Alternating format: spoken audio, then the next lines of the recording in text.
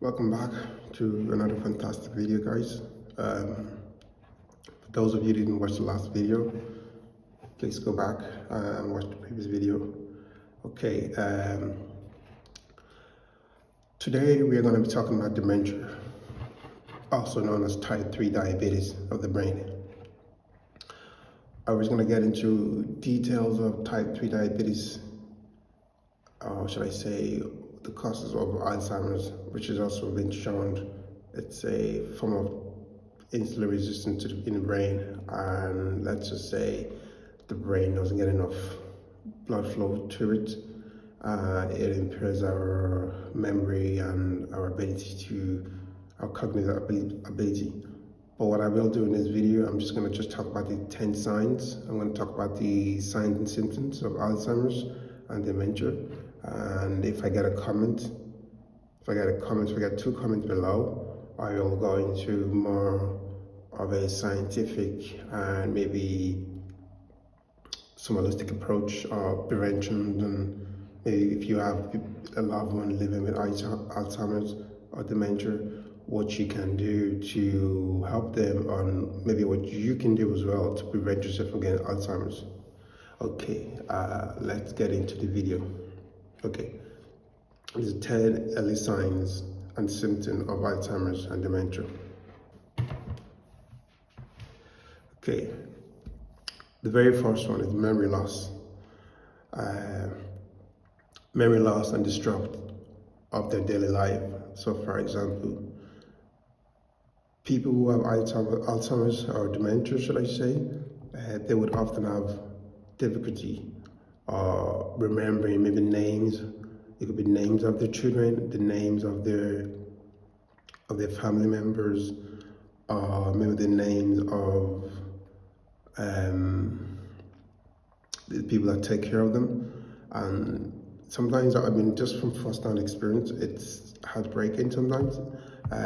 When you call them, let's say you call your grandmother, you call your grandfather, or you call your nan or someone in your family, you try to talk to them over the phone and you ask them who's speaking.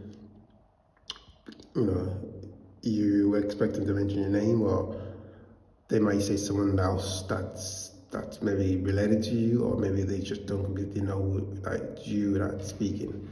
So first symptom is usually memory loss, and that's the number one thing. And they could forget exactly where you're going. They can think they're going somewhere that they're not going. They could be, sometimes you even see them waiting at bus stops.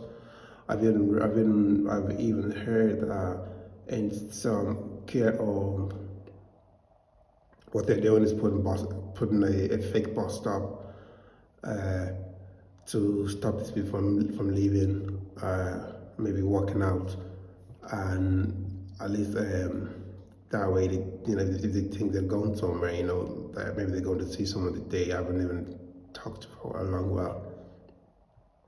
Now, the second problem, or should I say challenge, is in planning or solving problems. Somebody living with Alzheimer's or dementia may experience changes in their ability to develop and follow a plan or work out numbers. So simple tasks that we would take for granted. Maybe they have difficulty in following a recipe, maybe a recipe or keeping track of a monthly bill. They have difficulty in concentrating, take much longer than they need to. So for instance, they might forget to pay their rent, pay their electricity bill, pay key important bills, just because their cognitive functions are significantly reduced. The number 3 one is a difficulty completing familiar task.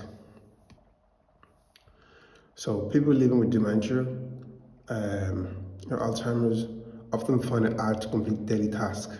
Sometimes they have trouble driving to a familiar location, organizing grocery list, maybe following the rule, maybe remembering the rules of their favorite game, for example.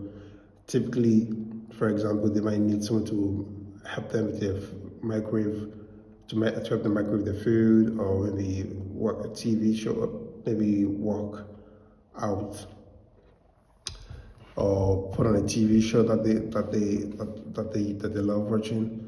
And some of them might even forget to just even eat, and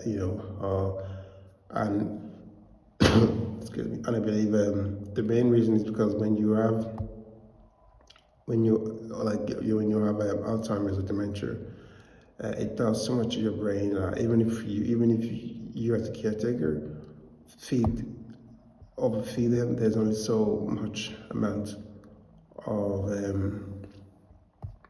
food that the body can take. Confusion with time or place.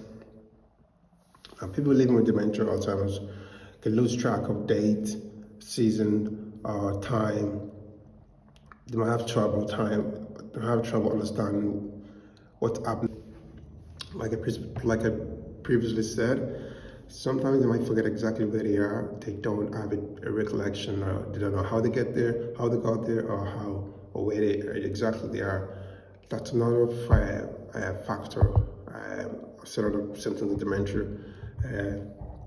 They have trouble in understanding visual images and spatial relationship.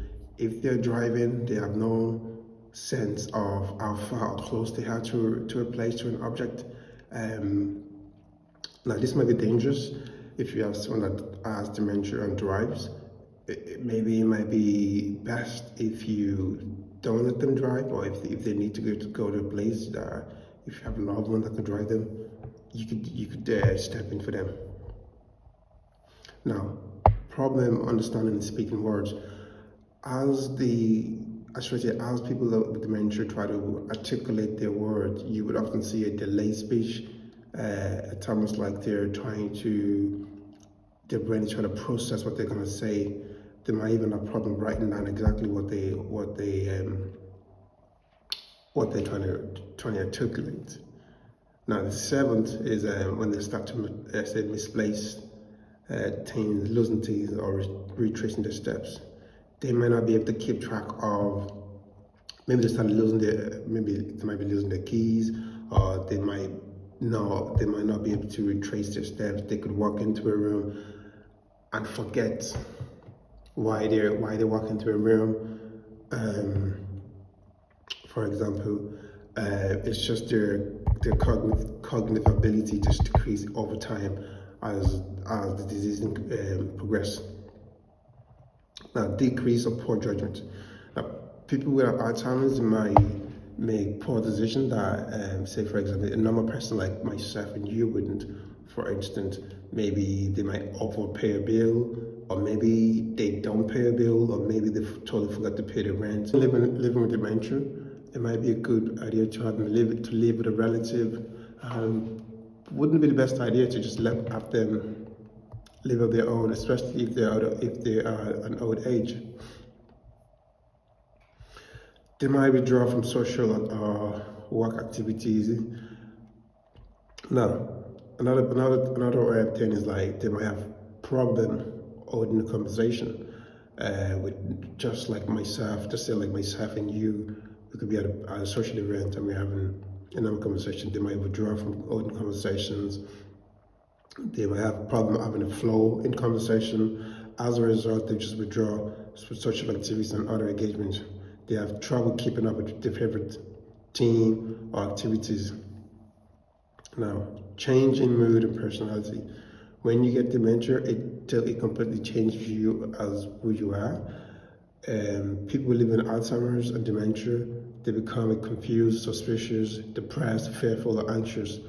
You might see them get agitated, or maybe you might see some erratic behavior from someone that's suffering from Alzheimer's.